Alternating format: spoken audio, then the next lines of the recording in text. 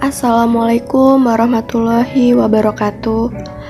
Perkenalkan, nama saya Ranita Agustina, NPM 21010711015 dari Prodi Tadris IPS kelas A, dosen pengampu Bapak Haris Setiaji MTI.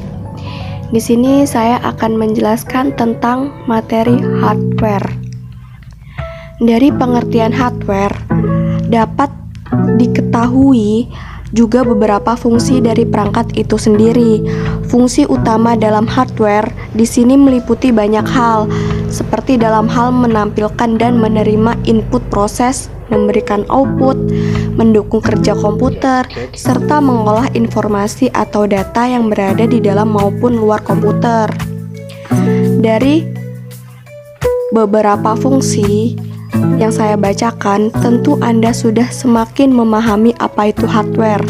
Selain itu, terdapat pula beberapa jenis hardware yang perlu Anda tahu, seperti yang saya bacakan ini. Apa sih itu hardware? Hardware atau yang dikenal dengan sebutan perangkat keras adalah semua jenis komponen yang ada pada komputer yang mana bagian fisiknya dapat terlihat secara kasat mata atau dapat dirasakan secara langsung.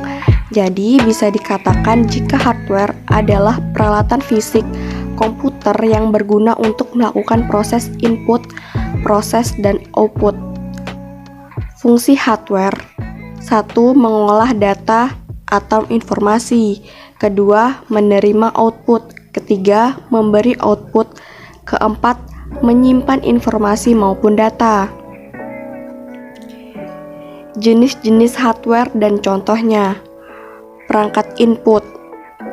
Perangkat input salah satu jenis hardware yang berguna untuk memasukkan informasi maupun data, baik itu di dalam bentuk video, teks, gambar, audio, dan yang lainnya ke dalam sebuah komputer. Berikut beberapa contoh hardware. Ada mouse, keyboard, dan scanner.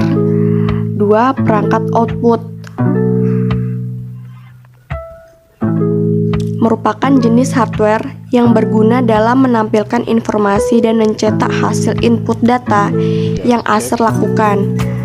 Data ataupun informasi tersebut berasal dari hardware input yang sudah melewati hardware proses, misalnya seperti monitor, proyektor, hingga printer.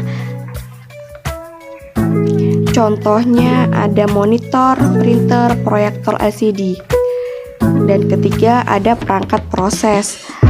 Jenis perangkat keras yang satu ini dapat berguna dalam mengolah data sekaligus menjalankan proses yang ada pada sistem komputer. Proses device tersebut seperti CPU, RAM, VGA, dan masih banyak lagi. Keempat, perangkat untuk menyimpan. Storage device atau yang lebih dikenal sebagai perangkat untuk menyimpan merupakan salah satu jenis hardware yang berfungsi menyimpan data-data komputer. Contohnya seperti hard disk, flash disk, optical disk. Yang terakhir ada perangkat tambahan. Perangkat tambahan berguna dalam membantu komputer menjalankan perintah user. Perangkat ini umumnya disebut dengan istilah peripheral yang berguna dalam menghubungkan perangkat komputer dengan jaringan internet. Salah satu contohnya adalah modem. Modem di sini dapat Anda gunakan sebagai alat komunikasi untuk mengubah sinyal digital menjadi sinyal analog ataupun sinyal analog menjadi sinyal. Baik, cukup sekian dari saya mengenai penjelasan tentang hardware. Saya akhiri, wabillahi taufik wal hidayah. Wassalamualaikum warahmatullahi wabarakatuh.